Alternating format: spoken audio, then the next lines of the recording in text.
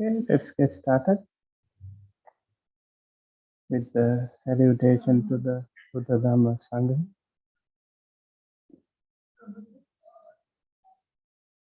Before that, I would like to invite you to observe the 5%.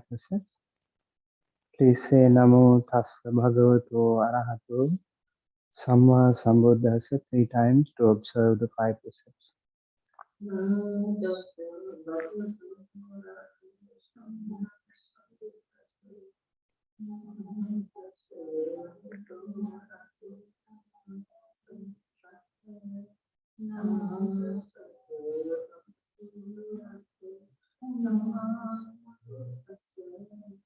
Buddhang Saranang Gacchami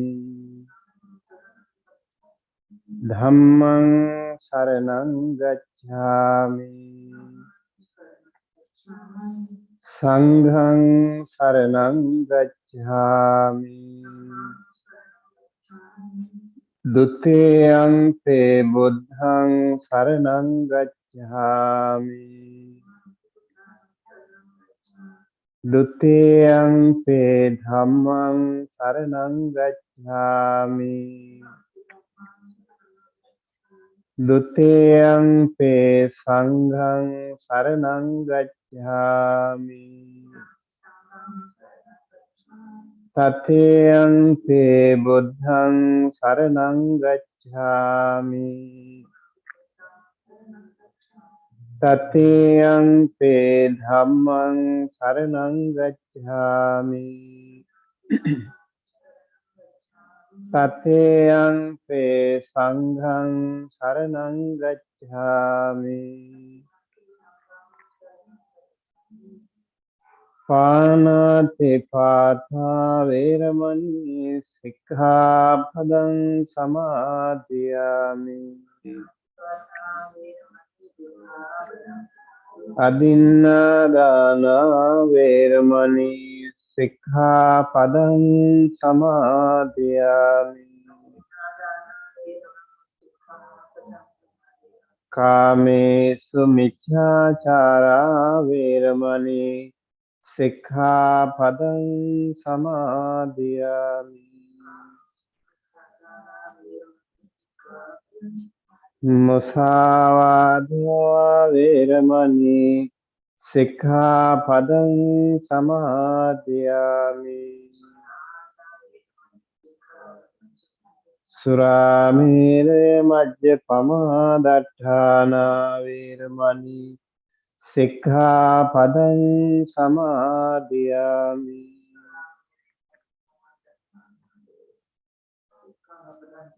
Tisaranena saddhim panca sīlaṃ Dhammang sadhukang surakkhitāṃ kattvā Appamādena sampādē tabbam.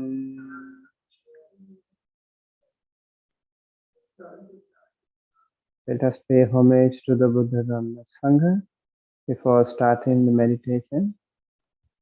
Namo tassa bhagavato arahato samma sambuddhassa.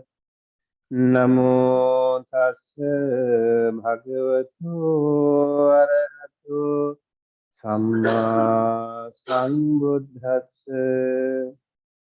Namo tassa bhagavato arahato samma sambuddhassa.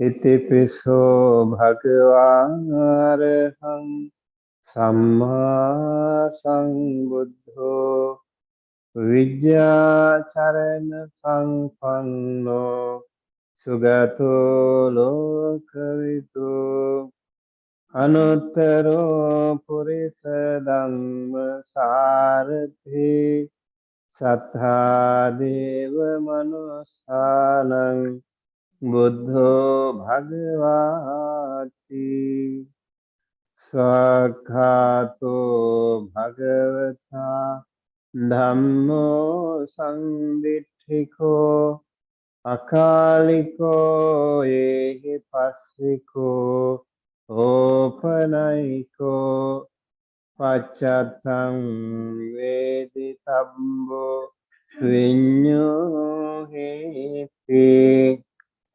Supatipanno bhagavato savaka sangho Ujupatipanno bhagavato savaka sangho Nyaya patipanno bhagavato Savaka Sangho Samichi Patipanno Bhagavato Savaka Sangho Yadidam Chattari Purisa Yugani Atha Purisa Puggala Esa Bhagavato Savaka Sangho Ahuneyo Pahuneyo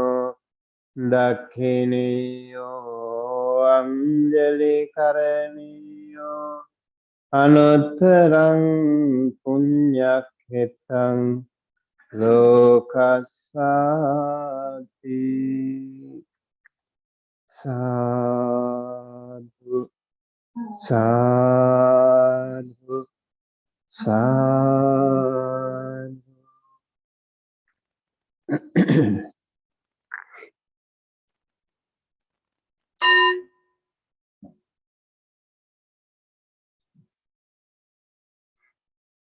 Please settle on your seat.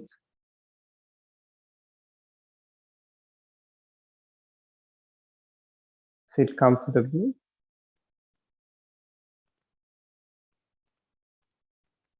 Keep one palm on the other. Rest them on your lap or rest them on your knees.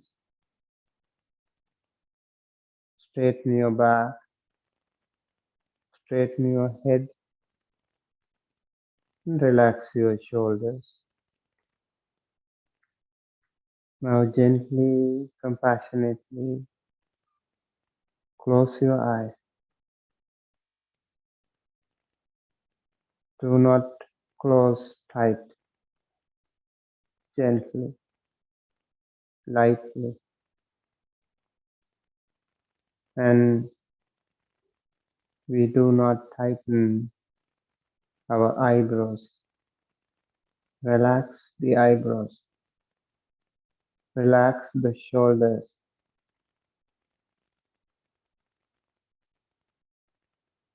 Visually imagine yourself as having straight back and straight head, just as if you are leaning onto a wooden platform, straight. And also make sure your body is relaxed, not tight.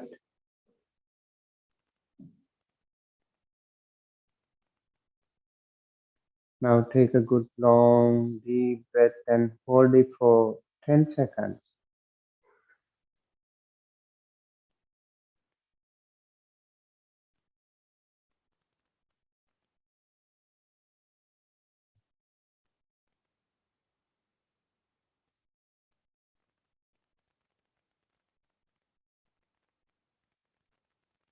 And then slowly release and relax.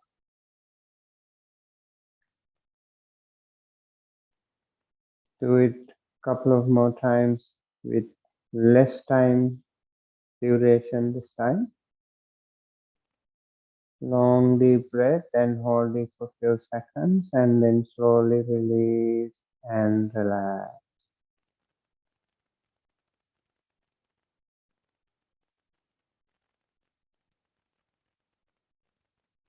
This will prepare your body and mind to the meditation mode.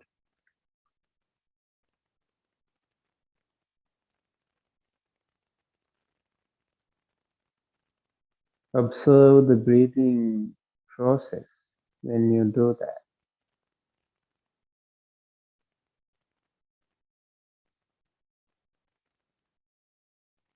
The long, deep breath allows us to be mindful of the process of our breathing.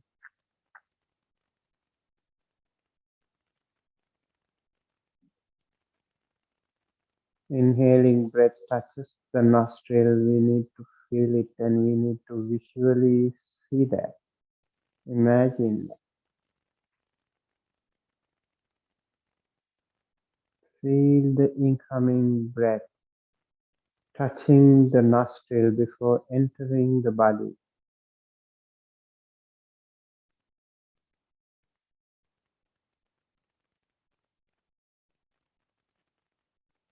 See it a few more times,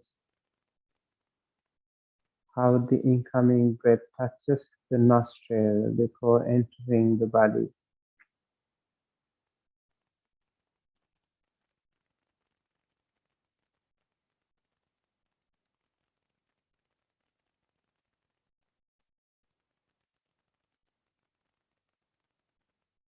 And also visually imagine the outgoing breath touching the upper lip before leaving the body.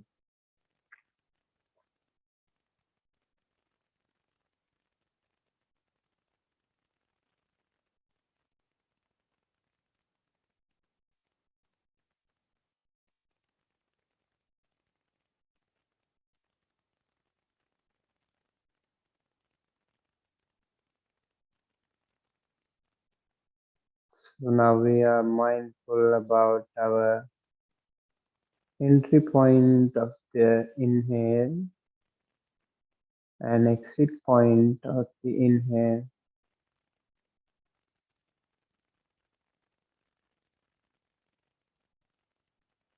Nostril and the upper lip. Can you feel something there?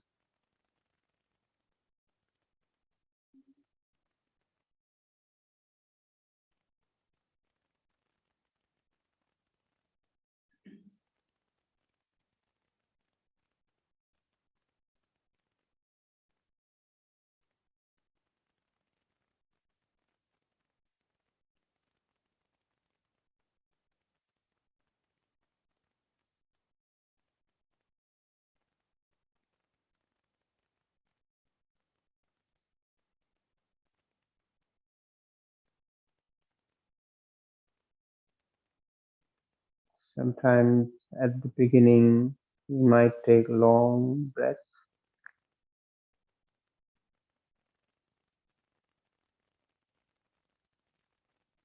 Later on, when you are settled onto your meditation, you might take short breaths.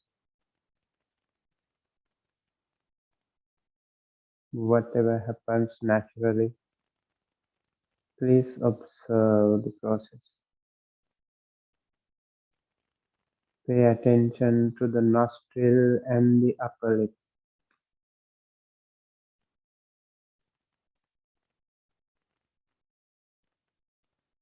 Both inhale and exhale.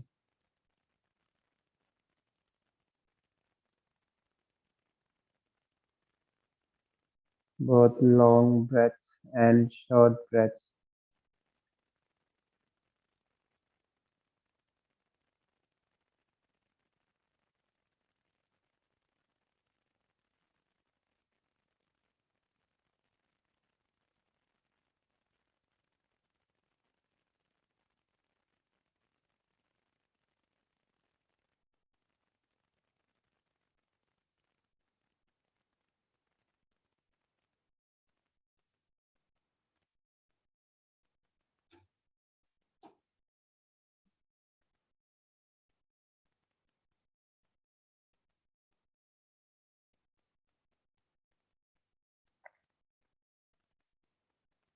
Let's try to pay attention to almost every single breath.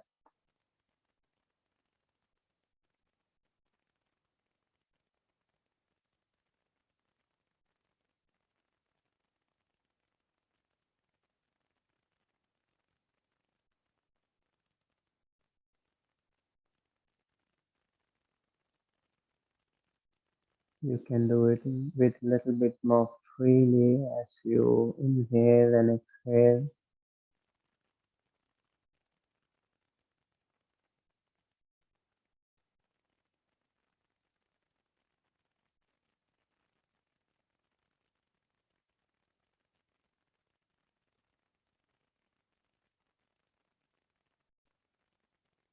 Make sure you are wakeful. Do not let your mind fall asleep.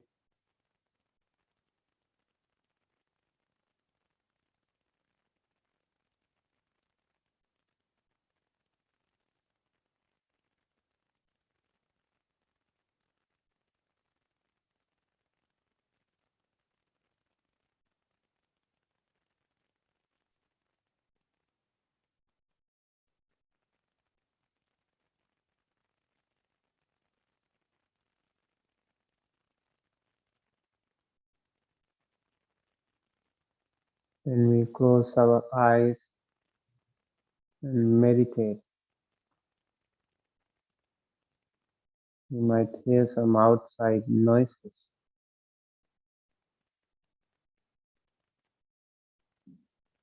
Just be mindful. Recognize them.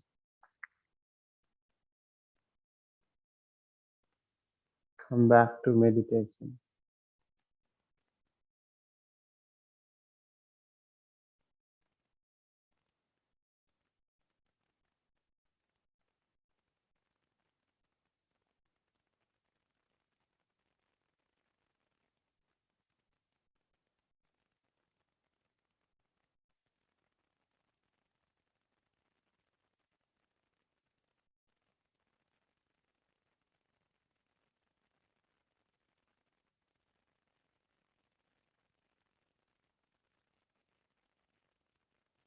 When we meditate on this Anapanasati for a while, you can feel that our breath becomes subtler and subtler.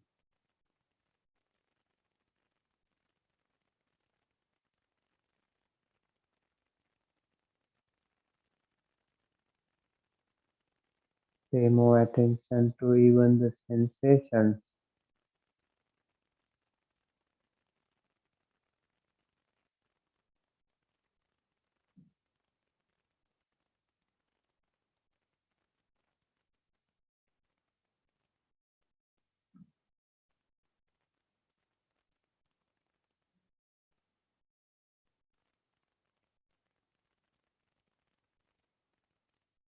When we breathe in, maybe a little bit cooling sensation.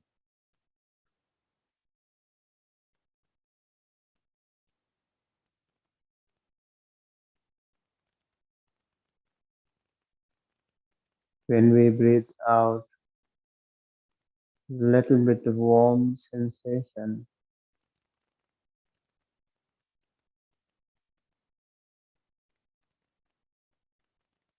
Just recognize it.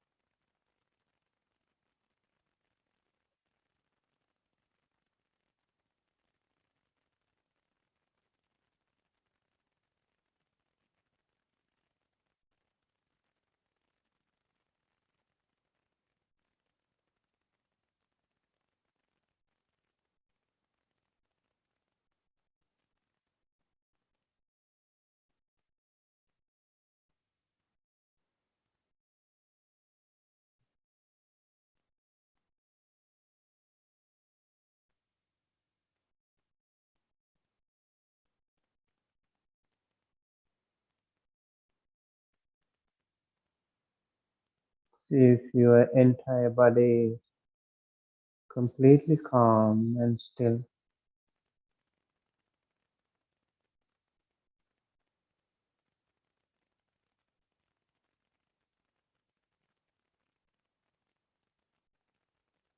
As if you are not breathing.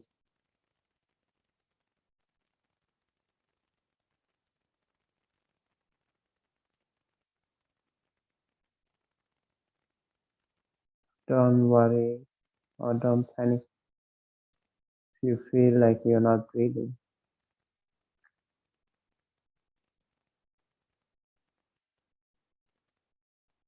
Whatever happens, we observe.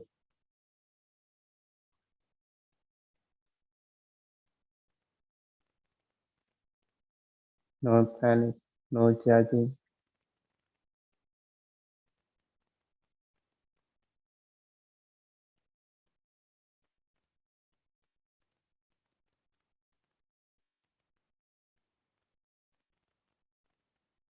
See how the breathing changes in different occasions,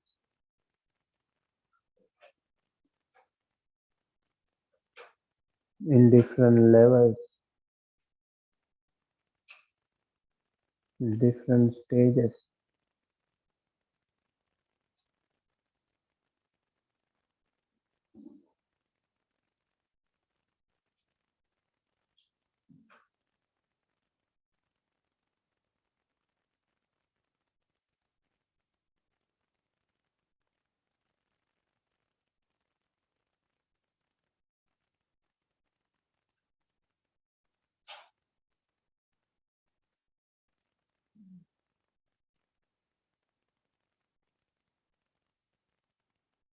Pay more attention to nostril and upper lip,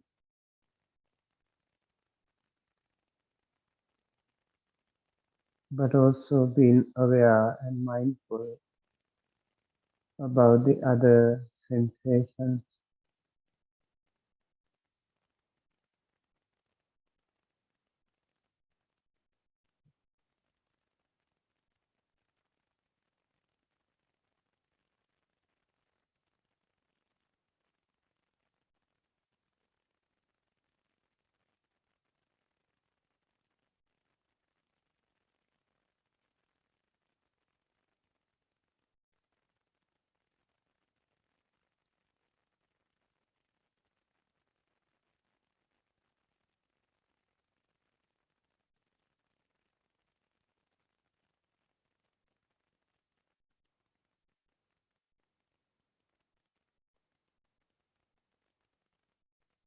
If you are completely calm and unmoved, you might experience some different sensations. Do you experience something else?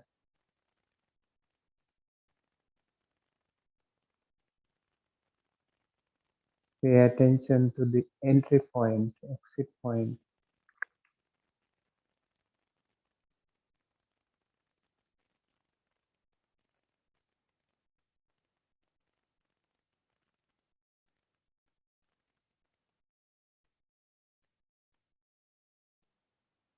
See if there is any difference between the incoming and outgoing breath.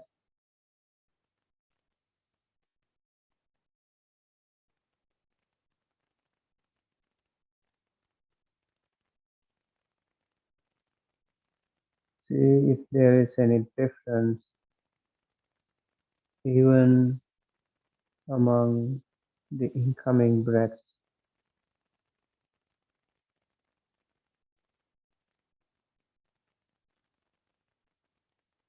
apart from long and short breaths. Do we see something else? Do we some specific experiences?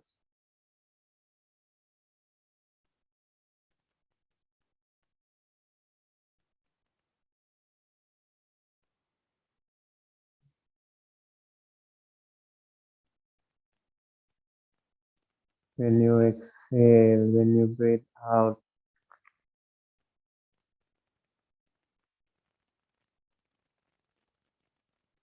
do you see some difference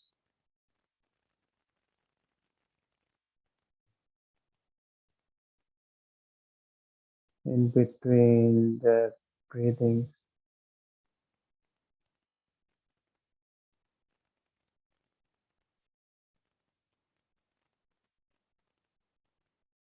Do you feel something different from breath to breath,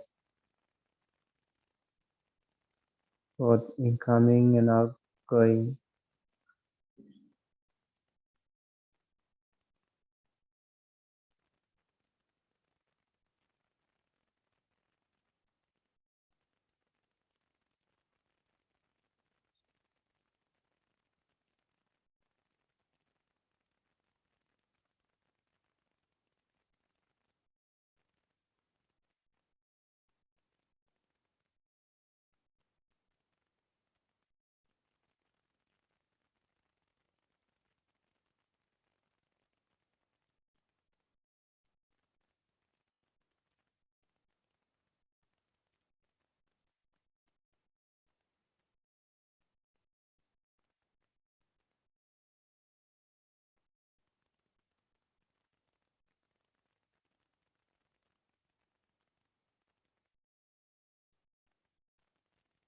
Try to stay calm, unmoved.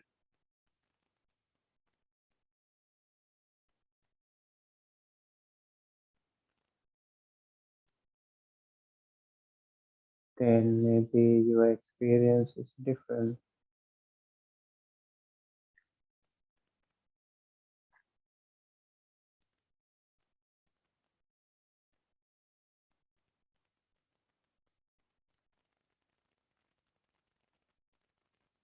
Recognize any of those experiences if you have any,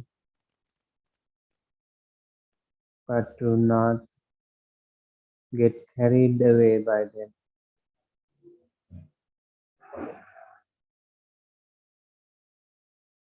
Do not desire those experiences.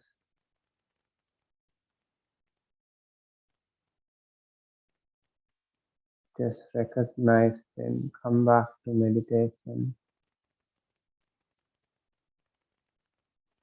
Our main focus is paying attention to the entry point and exit point.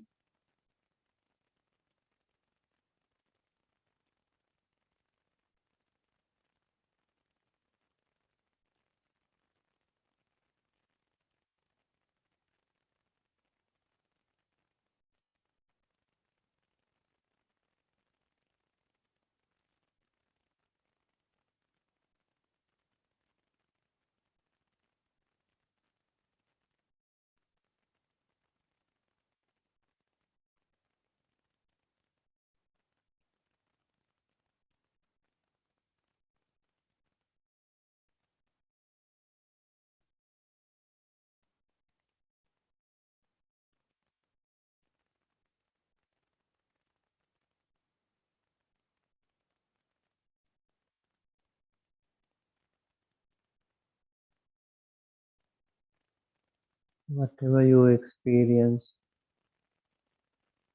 still pay attention to the incoming and outgoing breath.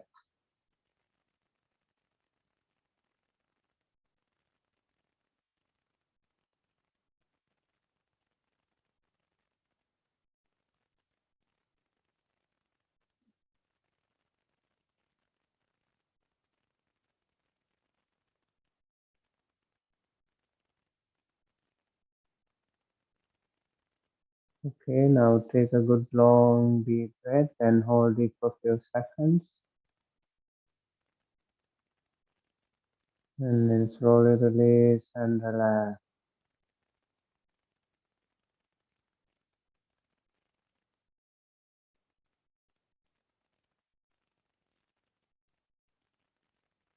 With closed eyes, keep your palms together close to your heart and say 3 times. Sadhu,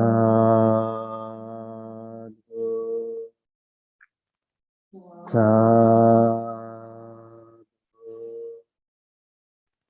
sadhu.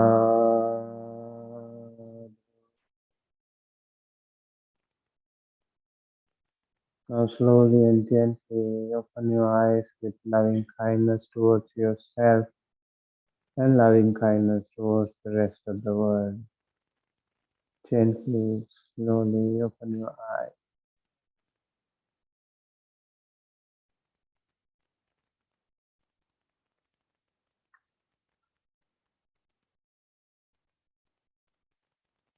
Okay, so we practice Anapanasati meditation,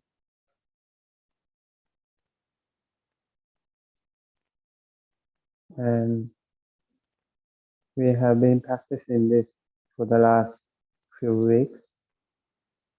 And if you have been practicing it daily, I hope you must have been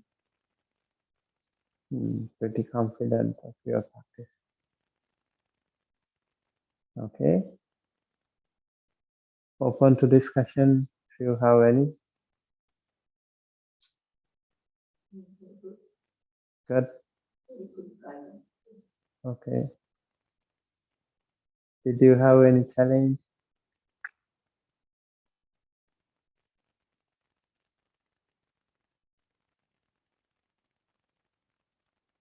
Any question? Okay. All right. So please keep practicing it.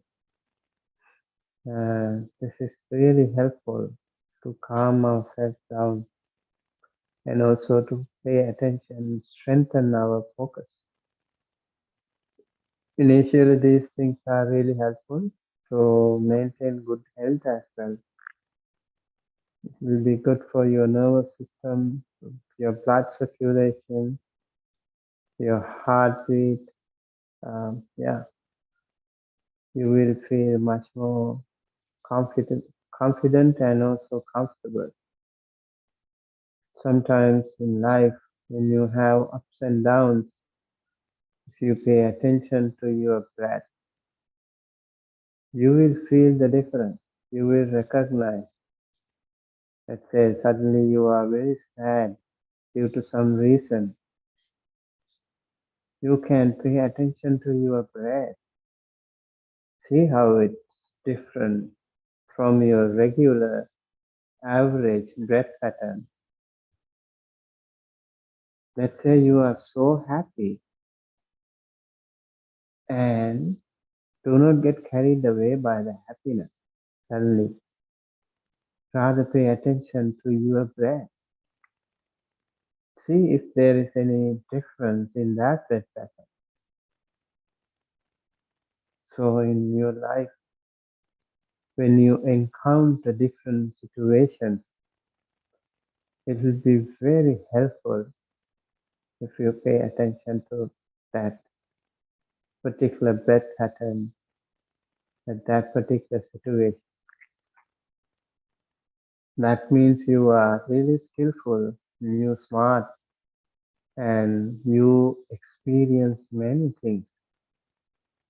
That will be very helpful to maintain your inner peace and also to maintain your unshaken mind. Let's say, for example, you are so ecstatic, very happy, euphoric. Don't want to be carried away by that. Maintain in between that middle path. Let's say you are so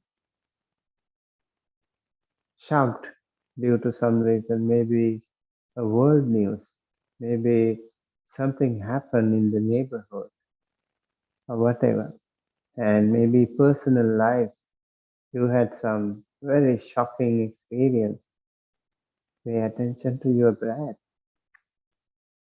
You keep practicing, it becomes a habit to recognize your breath pattern. That will be the key to success.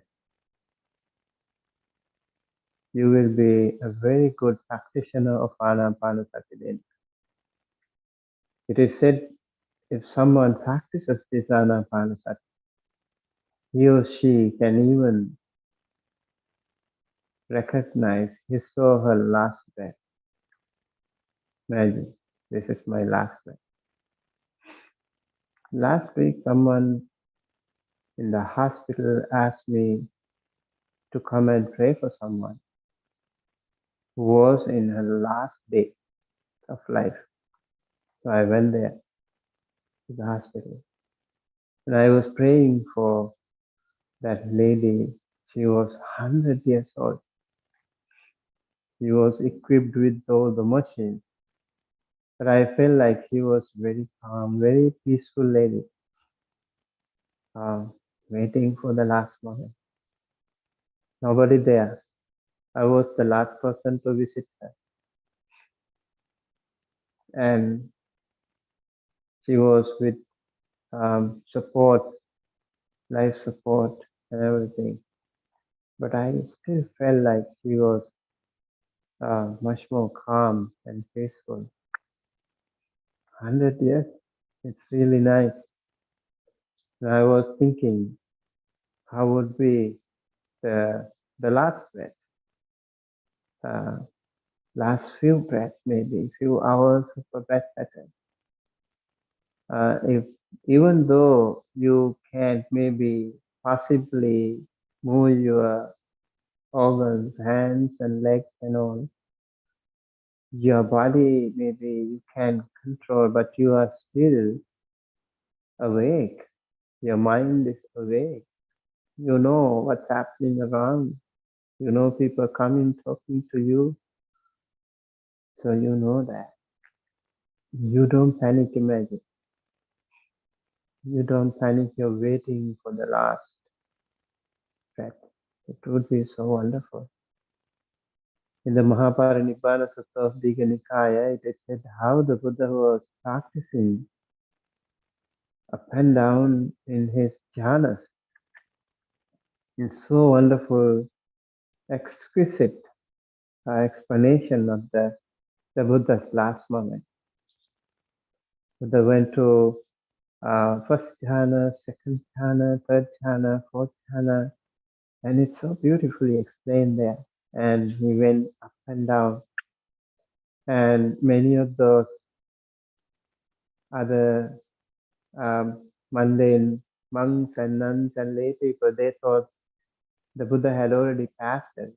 Venerable Ananda, the personal attendant of the Buddha, he asked Venerable Anuruddha, the one who was foremost among the divine eyes, he asked Venerable Anuruddha, Venerable Sir, has the Buddha passed away already? Venerable Anuruddha said, no, he's still meditating, but he's absolutely calm, peacefully meditating in between the sala trees in his reclining posture. And the Venerable Anuruddha explained how the Buddha was going up and down, back and forth of the jhana, then finally leaving the body. And last breath, that's the Buddha's last breath. So it's not possible for many people to maintain that inner peace, that calmness, especially at the last moment. A lot of people are scared, they panic, and they worry. They don't want to leave their loved ones. And sometimes loved ones are wailing and crying, so they get more frustrated, upset, sad. And that attachment is really making them difficult to leave even. And so they become restless, they become more unhappy, saddened, and hurt. So you can imagine how those last few hours, few days of their life would be like. It's really important not to be panicked, to maintain inner peace no matter what.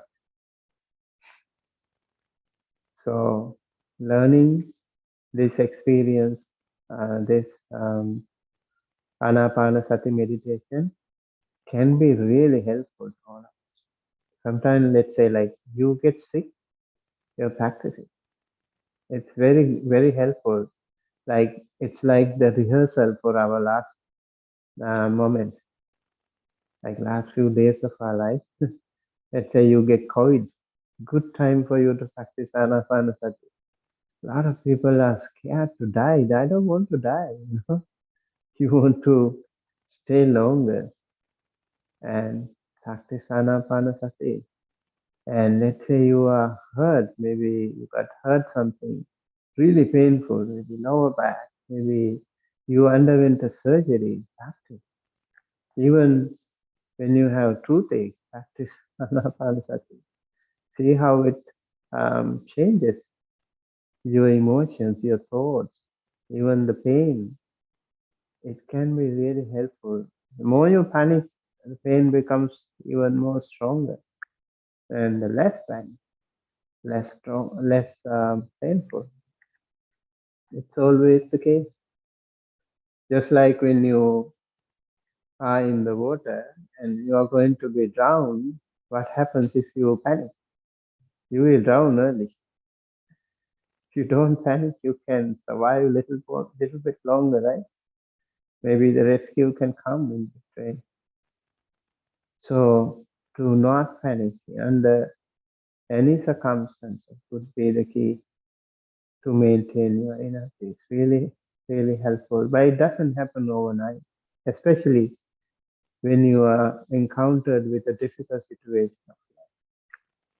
So keeping that in mind, I would like to switch to um, the topic that we were discussing last time. I think it was the feeler. Right? So today we started the program with 5 precepts, and so we also had a discussion. What is this five precepts? Why do we observe sila? Do we even understand what do we observe in Pali language? I think it's very important. You observe 5 precepts every single day. These 5 precepts are universal codes of conduct, really helpful to each and every one of us, regardless of any of your religious beliefs. These 5 precepts can make you a beautiful human being. Let's say like Panatipata Veramani Sikhapadam Samadhyam. Do you know the meaning? No. Yeah, I think you know a little bit. Panatipata Veramani Sikhapadam Samadhyam. I undertake to observe the precept to abstain from killing living beings. So maybe first we start with human beings. So we do not kill human beings. Very good. Okay, in my lifetime, I have not killed anyone. You can be very proud of yourself. Okay, now you can go to other living beings too. Maybe I have not killed any cow, elephant, horse, other big animals. You can also think of. Oh, I have not killed any of them. Maybe fish, maybe cockroach, maybe mosquitoes, bugs. Um, are you comfortable? Are you confident? Especially if you are in Asia, like even here, maybe some states where you get like a lot of moisture. There are a lot of bugs, a lot of mosquitoes and other hmm? ants. Even here, ants in the summer is a big issue. Yeah. Are we tempted to kill them? Have we ever been doing it? In the past, maybe, who knows, right? So it's good to acknowledge that, oh, yes, I accept it. I have done it in the past. But then again, I started observing the 5 precepts. Okay, these days, last month, I have never ever killed any sentient being. That would be a really good confidence, right?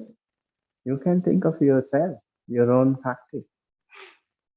Okay, so physically you are not killing anyone. Are we also verbally hurting others? That's a that's a bit difficult thing, right? Are we not hurting someone through the verbal faculty? Did you bully someone? Did you hurt someone intentionally? If something happens like unintentionally, it doesn't really count here. In Buddhism, it should always be coupled with intention. Chetana hambikave kamma vadami. The karma happens. Karma is complete when you actually uh, do it intentionally. For example, there are 5 factors in order to complete the act of killing. Do you know that? 5 factors. First, you need to recognize that it is a living being. Okay. Number 2, you want to kill it. Okay. 2, intention. 3, you have a method. Okay. I will kill him this way. Or yeah, the animal. I will kill it this way or that way. So you trying to plan it, and then you execute the plan, and then you kill it eventually. So in between, maybe some of your attempts can become futile. Let's say you recognize mosquito, the mosquito buzzing, then your adrenaline rush suddenly, makes you realize, oh, this is a mosquito. I hate them music, the mosquito buzz, and then you really want to kill it. It goes around, rotating, circumambulating your head. Maybe you really want to you become pissed off and you want to kill it. So you want to kill it. And then how to kill? Like maybe nowadays there are some equipments also, right? People have invented some equipments to kill. Um, so that is maybe a plan. Or you can use your own bare palm to do that. So the mosquito is landing, and you recognize this is a living being, this is a mosquito, I want to kill it. I'm using my palm to kill it. And so you take your palm, the mosquito recognizes you and suddenly fly away. So the act of killing is not complete. But still, you have done it halfway. So some karma already has happened. So just in case if you complete the act and the mosquito dies, and that is a complete act of killing. Same thing with the stealing. Same thing with the sexual misconduct. Same thing with the telling lie. Same thing with the drinks and drugs that cause intoxication or heedless. These are all um, breaching the 5 precepts. um, so physically completing is one thing, and then verbally also we have to be careful. Maybe many of us should start with the physical. That is something tangible that we achieve something. Our first priority is not to break the 5 precepts physically. Do not kill, do not steal, do not engage in sexual misconduct, do not tell lies, and do not take drinks and drugs that cause intoxication or heedless. Okay. Physically are not engaged. So somewhat something to cheer up. Okay, last month I have not, should be happy about. And then you go to, so you can be complacent. You have to go a little bit more deeper. That is the verbal level. Verbal level. I don't want even, okay, I don't kill, but I ask the other people, kill him, or kill the mosquito, you know? So you can't do that too. Can order others to do that? Then you will also be a part of it. Also, don't hurt other people.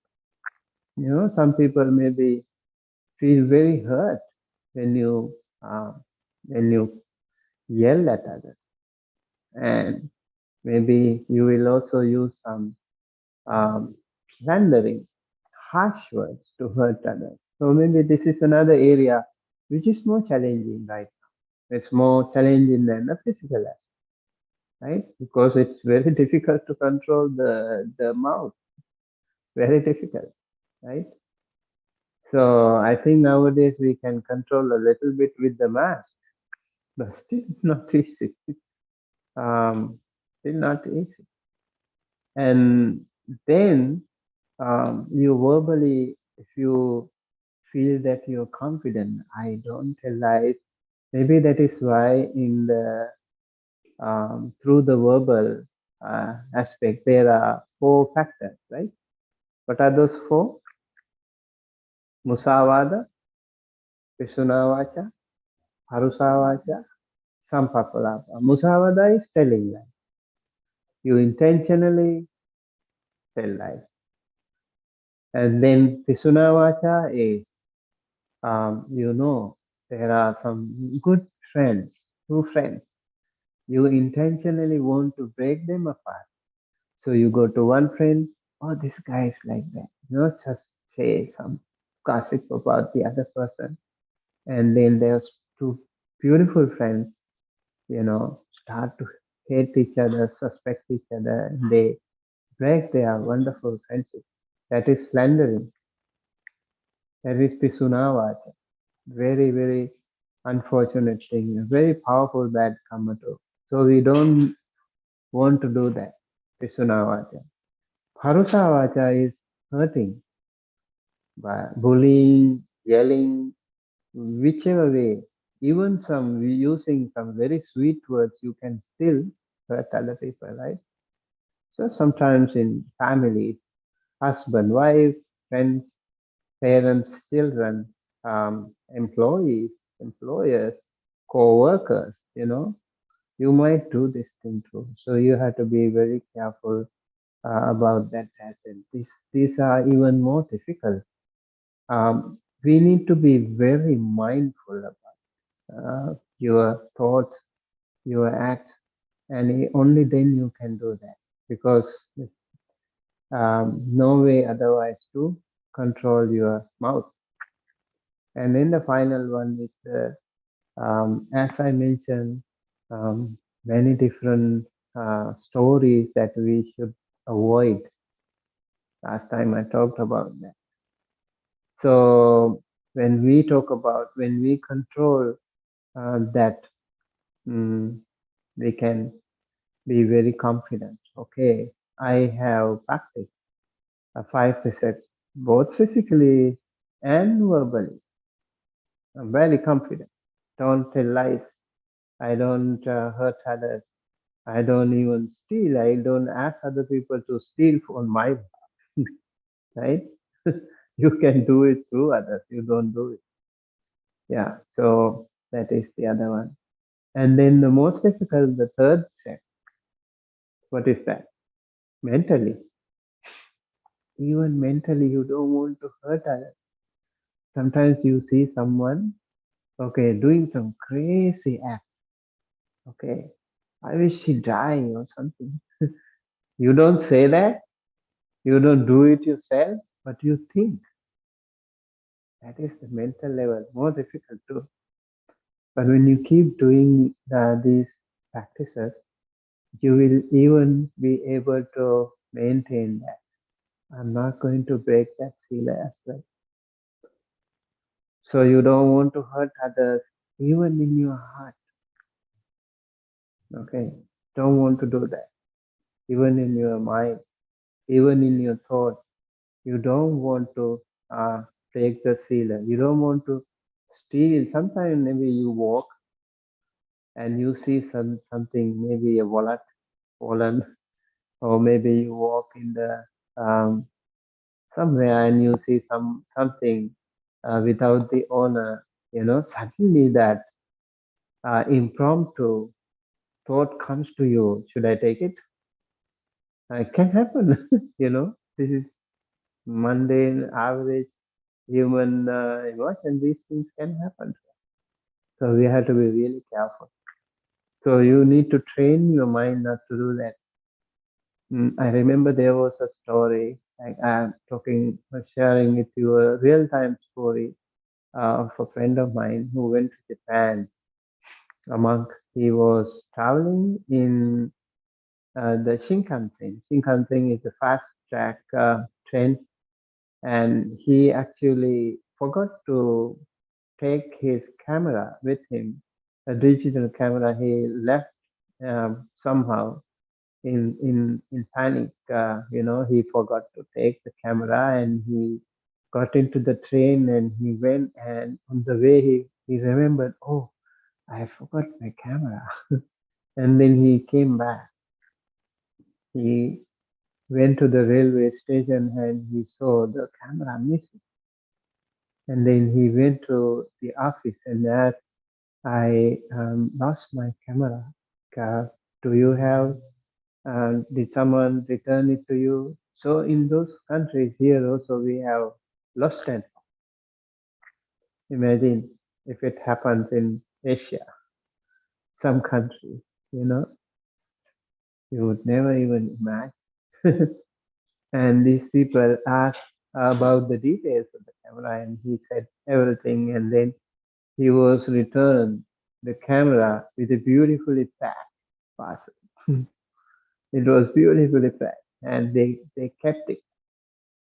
So that's actually such a wonderful act of kindness, compassion, and also not stealing.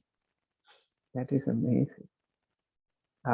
Very, very impressive behavior of those wonderful Japanese culture. You know, they do not steal when it doesn't belong to you. You don't take. Simple. I remember one of my American friends when I was staying in an apartment before.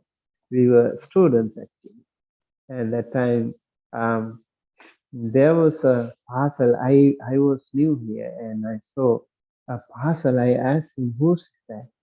He told me, "If it doesn't belong to you, don't touch it." It was shocking to me, and I felt so impressed with his statement. If it doesn't belong to you, don't touch. That means adinadana available. I immediately remember, oh, this guy doesn't even know that.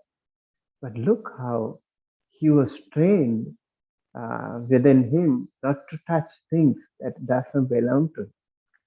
Adinadana means you don't take which is not given to you. You know, the monks, when you invite monks to your home, you always serve him. Even the food that is there on the table, you would serve him every single thing because he is scared. If he's not given, he might break the precept. That's why they don't touch it unless you offer. Um, so Imam Bhikkhan, Bhikkhu Sanghasa Dema, you say that. And some of the monks were very scared to break the precept like that. So very, very important to practice this sila. So I was actually going through some of the information about this sila. So when you practice sila, it is said, there are 8 factors: akhanda, achidda, asabala, akamvasa, bujissa, vinyupasatta, aparamatta, samadhi, sangvattanika. So they are, when you practice sila, let's say 5%. So akhanda means at the beginning and at the end you don't break the sila. Okay. And achidda means in between you do not break the sila. And so asabala means from here and there you also don't break the sila. See, very detailed. You can't do it just like that. You have to really make some effort. So in Buddhism, I think we have 10 parameters, right? One is adhitthana, one is virya, one is satya paramita. These are all very powerful perfection, fulfilling of practice. So adhitthana means you make you determine yourself. I'm not going to break this sila no matter what. Some of the monks do that even at the cost of their own life. They wouldn't break the sila. Maybe very simple thing, but they were very scared. So it is called Hiri and Ottappa. Hiri means, what is Hiri? Hiri Ottappa. They are called Deva Dhamma. Huh?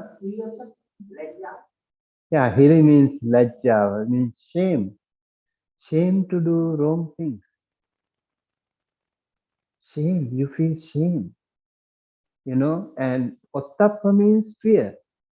You are scared to do wrong things.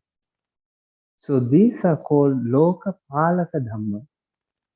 Lokapalaka Dhamma, they are the administrative dharma that controls the world. Imagine someone doesn't have shame to do wrong things. Someone doesn't have fear to do wrong things. What will be the person's life would be like? He or she can do anything, right? Literally, they can do anything because they don't care. But the people who have been upbringing with that shame to do wrong things and fear to do wrong things, those are also called Deva Dhammas, Dhammas of the Deva, the celestial beings. They are very scared to do wrong. They are very shameful to do wrong things, and they wouldn't do that. So, some of the sealers are very important. Like maybe they might not necessarily. Let's say, like you kill a mosquito, you will not go to jail, right? You will not go to jail, but you are scared to do that because you are duty bound, morally bound. I don't want to break that seal. Yeah. So these are some of the things that we have to really consider very serious. And every single day, I strongly recommend you want to start, do it with the 5%. Start physically not breaking the sila first. And then go to the next level. Verbally also, I'm not going to break the sila. And then also go to mental. Mentally also, I'm not going to break sila. So keep doing it. Maybe in between you might do something can happen due to some reason. Then you make some effort. It can happen sometimes, but make some effort this time. Okay, I'm not going to break it. I will be more determined not to break this sila. So thinking that sila should be observed very seriously. Let's say monthly, once a month on a full moon day, observe 3 more extra precepts, what we call 8 precepts, right? In the 8 precepts, definitely you will not go to jail if you break the sila like Vikala Bhojana. What does it mean?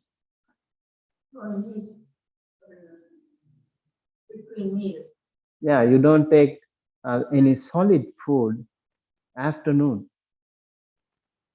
So if you take if you eat some rice or something, some bread or something in between, of course you will not go to jail. But this is part of the sila. You practice this abstaining from those things will also train us to release our strong craving. Craving for food is a really serious thing, right? People are really craving. They are very, very attached to food. They want to go to this restaurant, Chinese restaurant, Vietnamese restaurant, Thai restaurant. They want to go to so many different restaurants and also different food styles. Yeah. So start with this Vikala Bhojana precept. Very helpful. Don't take food. Maybe one meal you can skip. That will be very helpful to train yourself. And then the seventh sila is also a very powerful one. That is um, Jata Rupa. What is it? Um, Nacha Gita Vadita Visuka Dasvana Mala Gandha Virekana Dharana Mandana Vibhusanathana Vedamana Sekha Padang Samadhyami. So you don't go to any dance, Nacha Gita songs, and then Vadita. You don't listen to songs, no music, no singing, no playing instruments. Visuka Dasana is all those other dramas and all these things. You get rid of those entertainment part. That's not a good thing. Hmm? That's not a good thing for people. People need that to get their brain and composure for their feelings. People need to feel happy.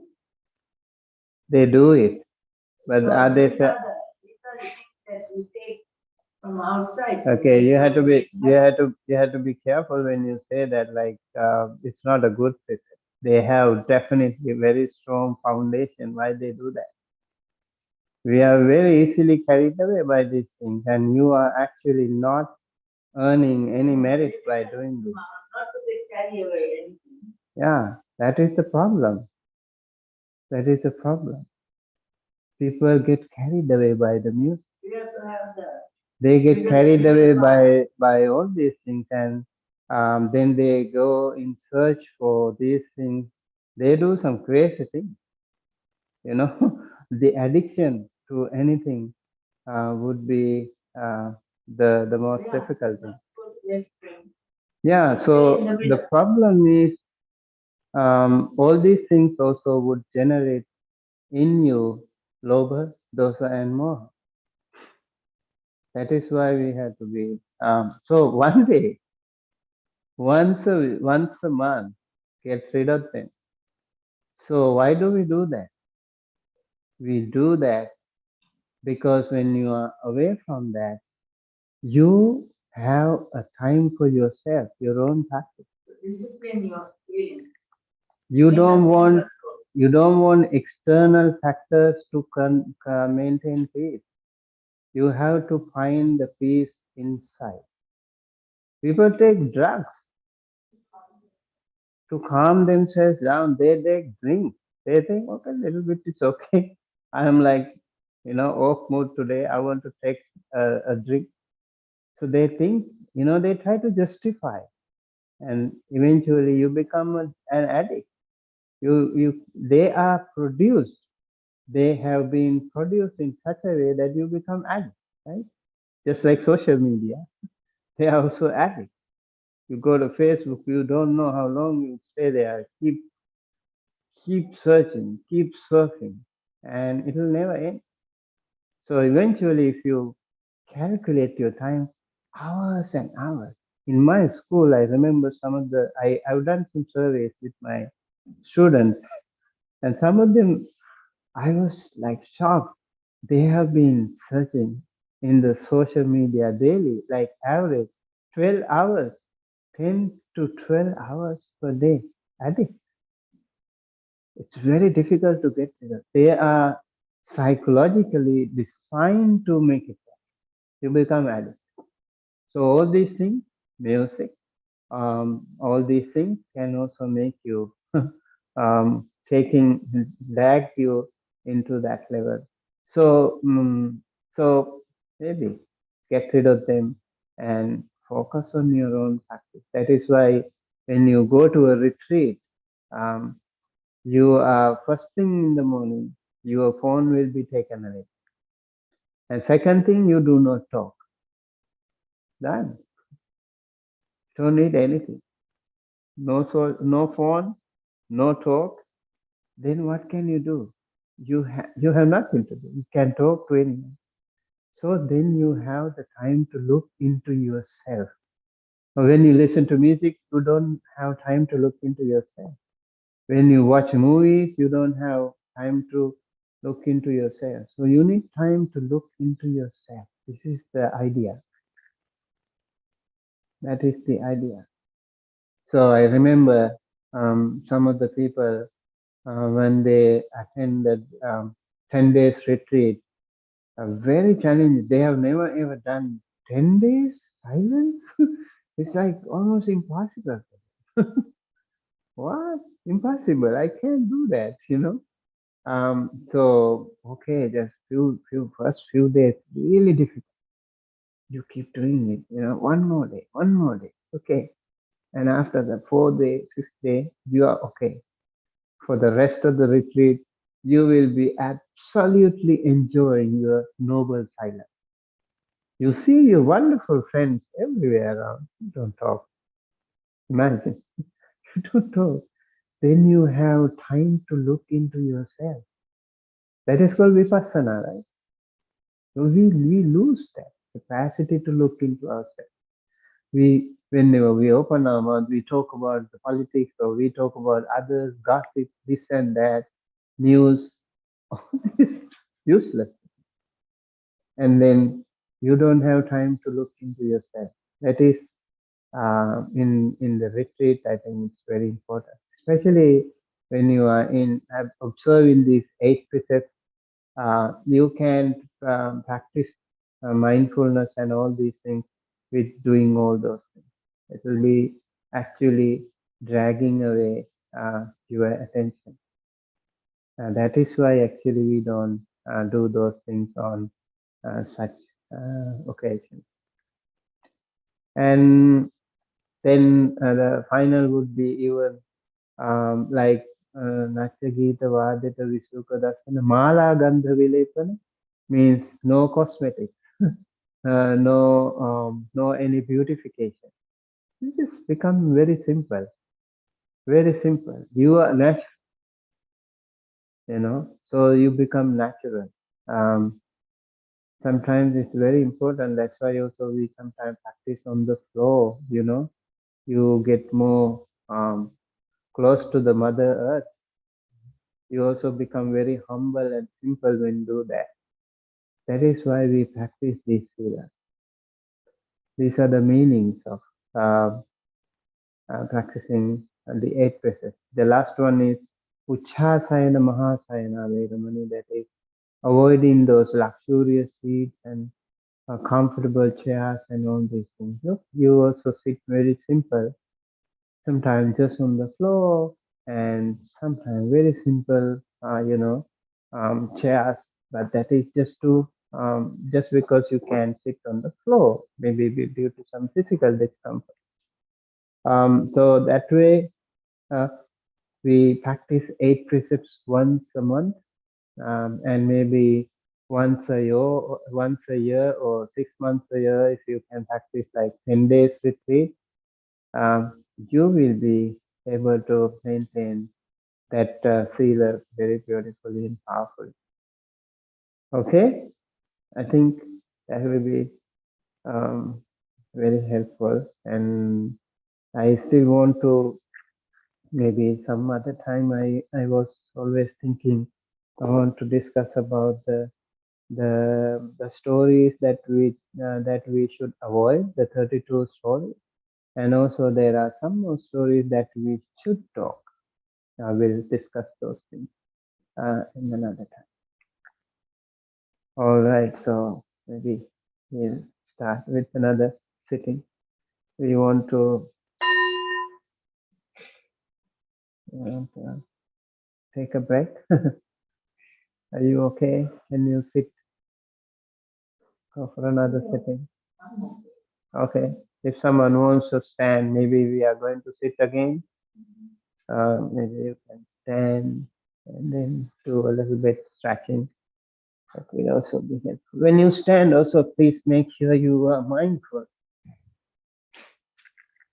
Just stand and maybe rock from side to side. That will be helpful. When you sit, I think it's not sitting on the floor is different from sitting on the chair. You are really straining your lower part of the body, right? So yeah. So sometimes that is why we maintain the what do you call walking meditation. That is the exercise the practitioners can do. Okay. So, yes, I know. Now it's another thing that you can think of it. All right. So if you are ready, you can sit again. Okay. We allow the blood circulation.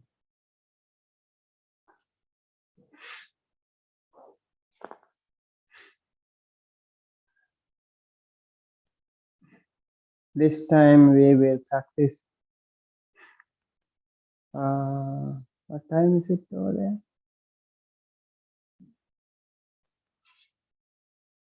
5:39. Okay. So this time we will practice a little bit of metta meditation, loving kindness.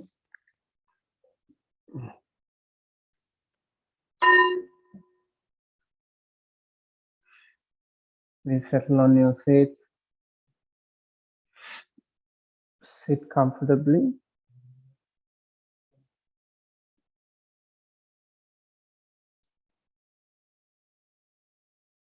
Straighten your back. Straighten your head. Relax your shoulders. Keep one palm on the other. Rest them on your lap or on your knee. Make sure your upper body, the midsection, is straight. Gently and compassionately close your eyes, not tight, gently. Relax your eyebrows. Again, relax your shoulders.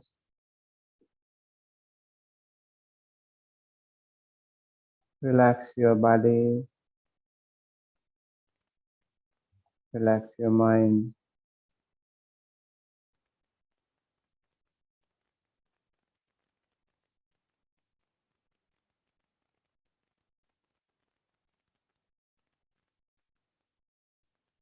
Observe the breathing a little bit.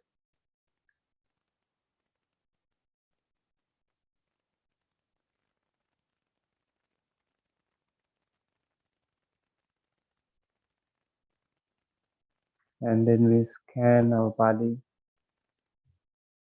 from top of the head all the way to the tip of the toes. We have upper section of the body from top of the head to the shoulders. And then we have the midsection from shoulder to the lower back.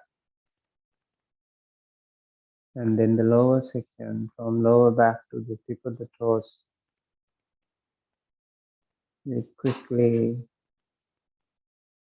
scan through these sections, recognizing internal and external body parts. Quickly recognize.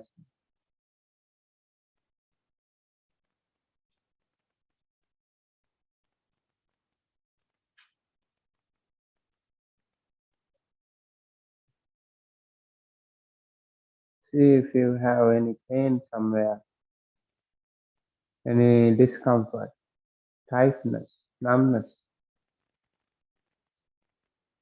somewhere. If you have any pain, please pay attention to that area in particular and the rest of the body in general. And then send loving kindness to yourself. May I be well and happy and healthy. May I be well and happy and healthy. May I be well and happy and healthy.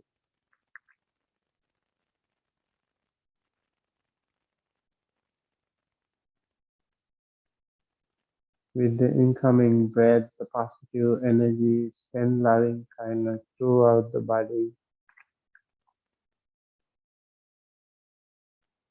May I be well and happy and healthy. May I be well and happy and healthy. May I be well and happy and healthy. If you really send loving kindness to all throughout your body, you will feel the pain goes away, the discomfort goes away.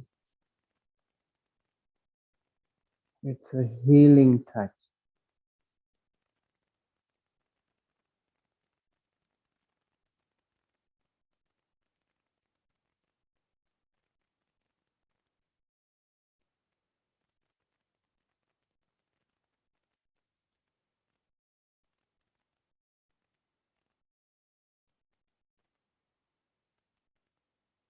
So the breathing and loving kindness should be coupled here. That should go hand in hand to heal ourselves. May I be well and happy and healthy. May I be well and happy and healthy. May I be well and happy and healthy.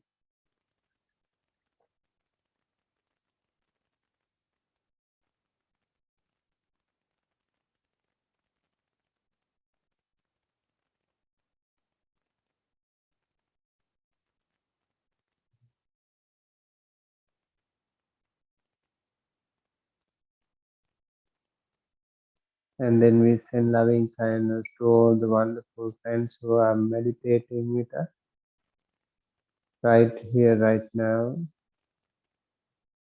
in this beautiful Buddha Vihara. Maybe even seen and unseen, other sentient beings, who knows? As we practice every single Sunday here, maybe some other friends are also with us, practicing with us. Akasattha cha bhummatha devanaga mahideka. Skybound, earthbound, celestial beings, the devas, the nagas, and the other mighty powerful beings, seen and unseen, they are here meditating with us. May they all be well and happy and healthy. May they all be well and happy and healthy. May they all be well and happy and healthy.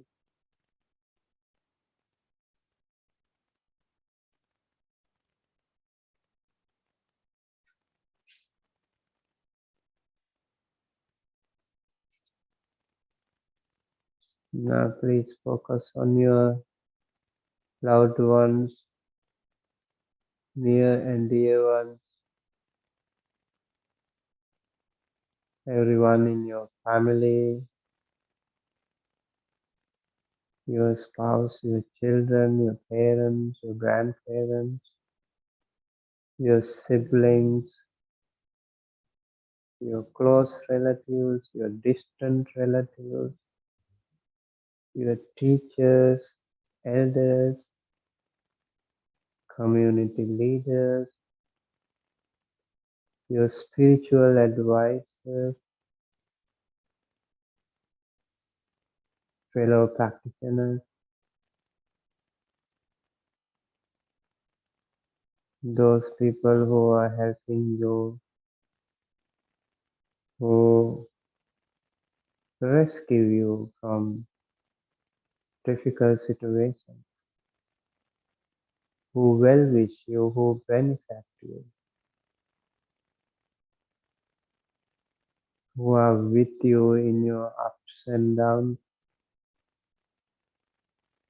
who guide you towards the right path, who sincerely wish and pray for you. May they all be well and happy and healthy. May they all be well and happy and healthy. May they all be well and happy and healthy.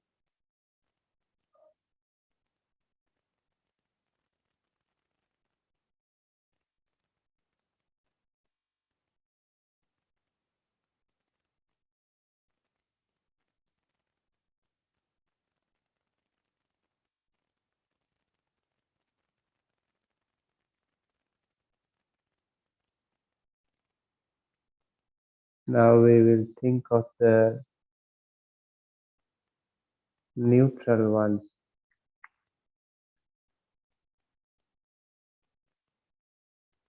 In the world, the vast majority of the people are neutral. We don't know them, they don't know us,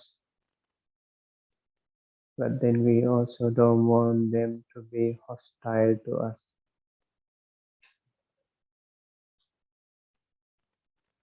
We rather want them to be friends, not enemies, not unfriendly beings. So sending loving kindness to all the neutral ones can be really helpful.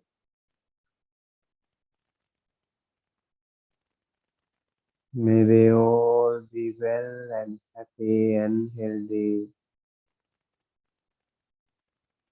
May they all be well and happy and healthy.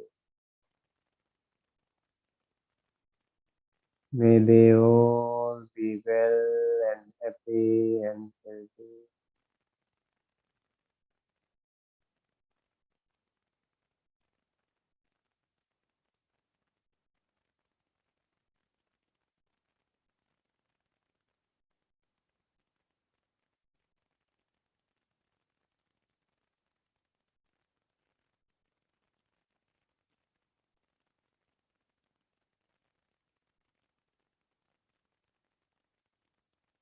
Then we also think of all the unfriendly ones. Maybe in your lifetime you had someone who hated you, who disliked you, who bullied you, who hurt you, who revenged you, who tried to damage you. If there was anyone in the past or anyone at present, we think of them as well. We do not want any unfriendly ones in our life. We also do not live forever. It's a short life. It's impermanent. So why do we need to have unfriendly ones?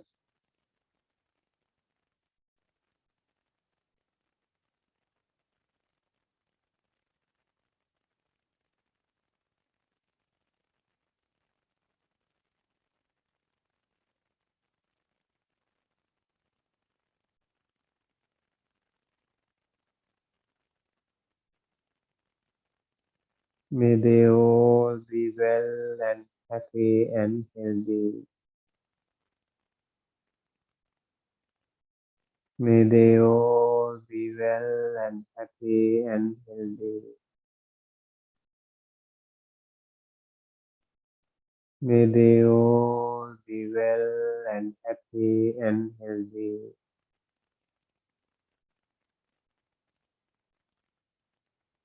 If we can maintain those unfriendly ones at least as neutral ones, they will not harm us. They themselves will not generate bad karma that way. So we need to send loving kindness to unfriendly ones as well. First of all, it will also be very helpful to us when we send loving kindness to even unfriendly ones. Sincerely, honestly, sending loving kindness their way is very helpful. May they all be well and happy and healthy. May they all be well and happy and healthy. May they all be well and happy and healthy.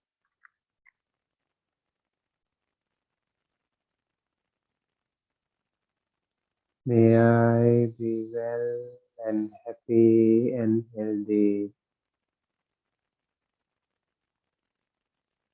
May I be well and happy and healthy.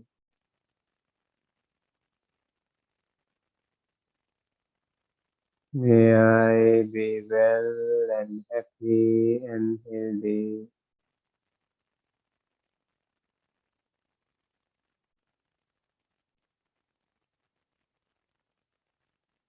May all sentient beings, seen and unseen, men and women, children and elders, humans and non-humans, near and far, short and long, weak and strong, all sentient beings, skybound, earthbound, waterbound, all sentient beings,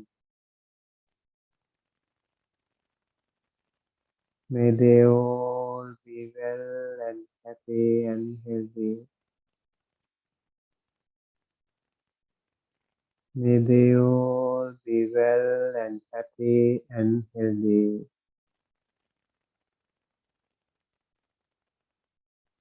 May they all be well and happy and healthy.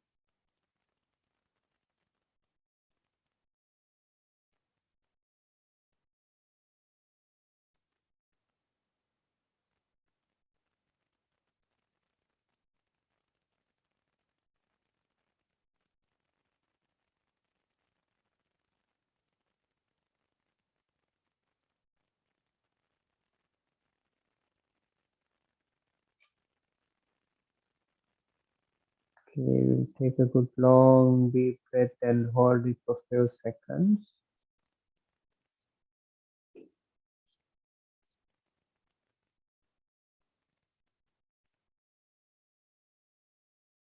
And then slowly release and relax.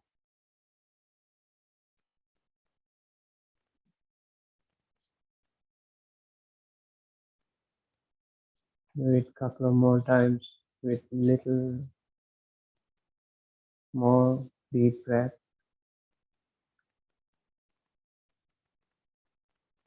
Release and relax.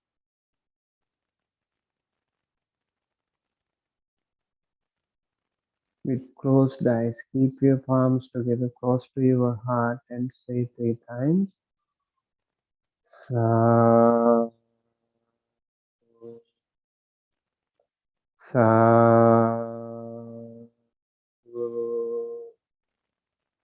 sa,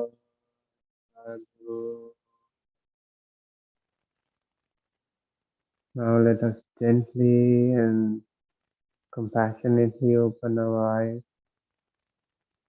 with a more positive attitude towards ourselves and to the rest of the world, and more compassion, loving kindness to ourselves and also to the rest of the world, and looking at the brighter side of the world.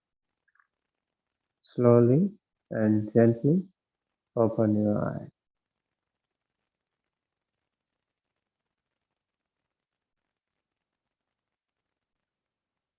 All right, with that, we conclude today's meditation at the Sri Ratana International Buddhist Center, Anaheim. Thank you everyone for joining us today with this wonderful Anapanasati and Metta meditation. I hope it was helpful to all of you. I strongly recommend you practice it on daily basis. Find some time, inspire yourself to practice on daily basis. That will be definitely very helpful to all of you. Join us again next Sunday at the same time by the Buddha Dhamma Sangha. May you all be well, happy, healthy, safe wherever you are. May the Noble Triple Gem bless you, help you, protect you, and guide you towards the right path. May all your near and dear ones, your friends, relatives, teachers, elders, everyone in your family, everyone in your neighborhood, everyone in your community, everyone in your country, and everyone in the world. May they all be well, happy, healthy, safe wherever they are. May all your departed ones also receive this merit, share this merit, be well, happy, healthy, safe. May all devas or brahmas or sentient beings also receive this merit, share this merit, and rejoice with this positive energy. May they all be well, happy, healthy, safe. May all of us and all of them, all sentient beings, be able to live our life peacefully, comfortably, with good health. And may all of us and all of them be able to attain the supreme bliss of Nibbana, the absolute peace and happiness at the end of our samsara. Thinking thus, please keep your palms together and close to your heart. Say 3 times. Sadhu, sadhu, sadhu.